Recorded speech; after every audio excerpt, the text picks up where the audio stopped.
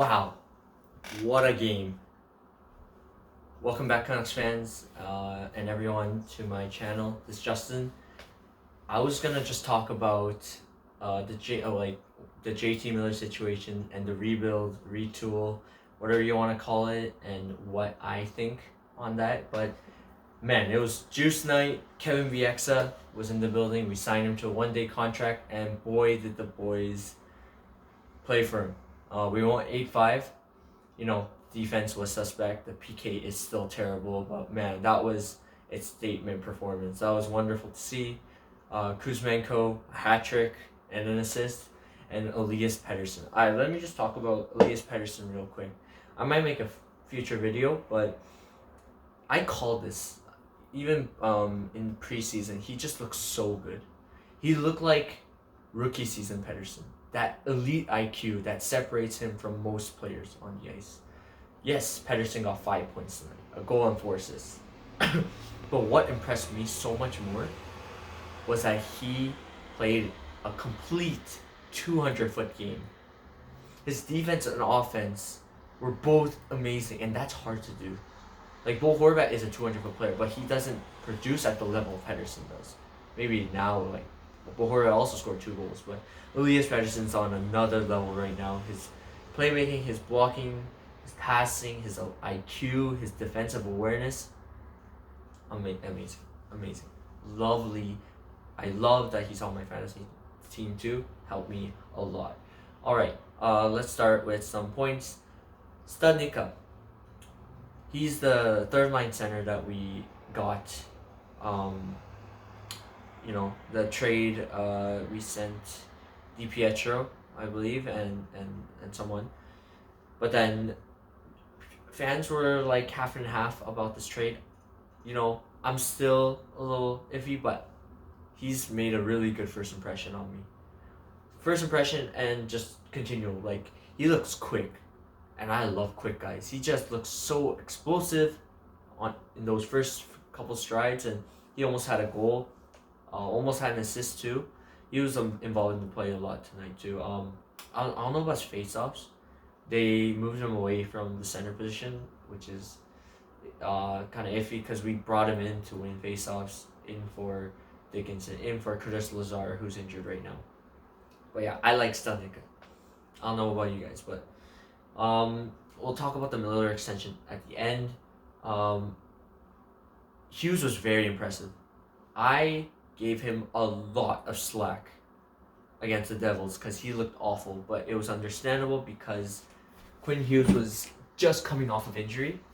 Tonight he had 2 assists, but he always produces, you know, especially assists, especially special team points.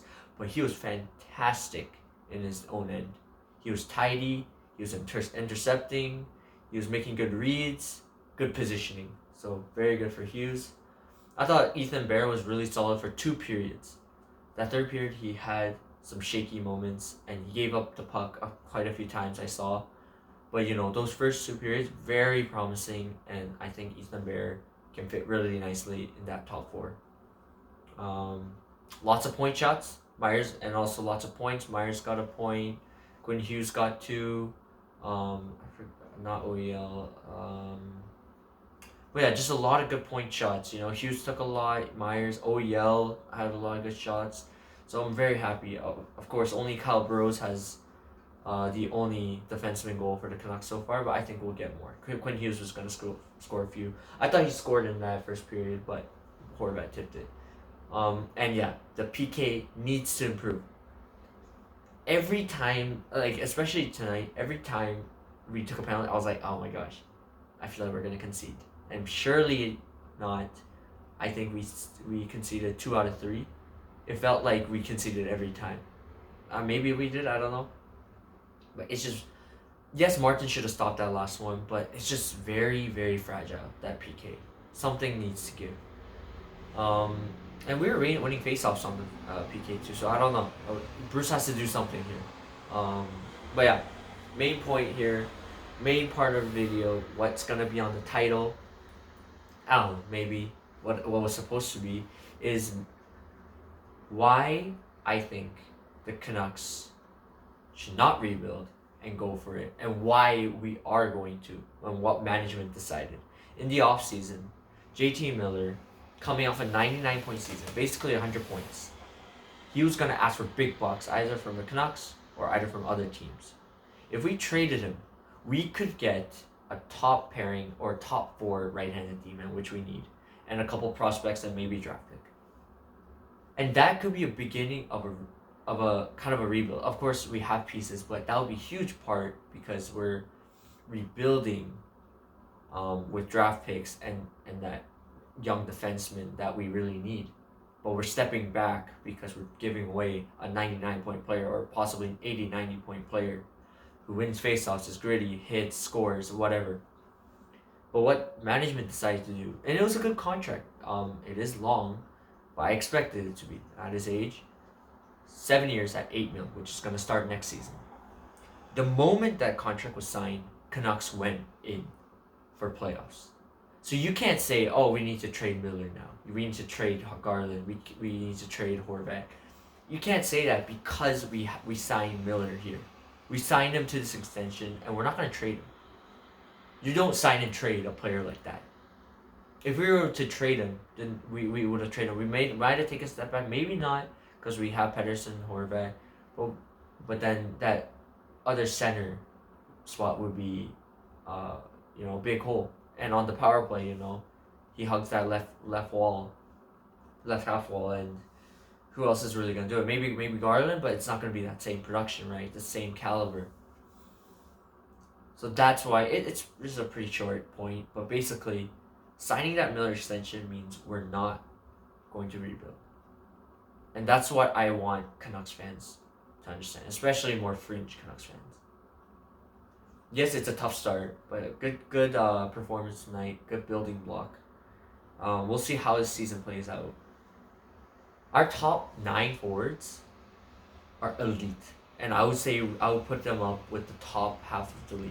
The problem is our defense and especially our fourth line, because we're missing. We gave away Highmore, Mott, and Lamico. That arguably one of the best fourth lines in the league last year. And Jason Dickinson decides to be freaking first line material on Chicago, which is, I'm kind of pressed about that. But anyway, great game tonight. And yeah, that was my big point. JT Miller, signing him means the Canucks are going to go for it. They're in playoff mode. So that's about it. Let me know what your thoughts are on my point and the Canucks game, on Kevin BX's special night. I saw earlier his interview that was very inspirational, and I'm sure the boys got a lot of hype. Horvat loves him too, and just he said a lot of good words. He mentioned the Sedins, the leadership, and that environment that the Canucks made, especially in those in that cup running year, and just that time period of 8 years. So yeah, what a wonderful win. I'm gonna peace out. Go Canucks, go. God bless. Peace.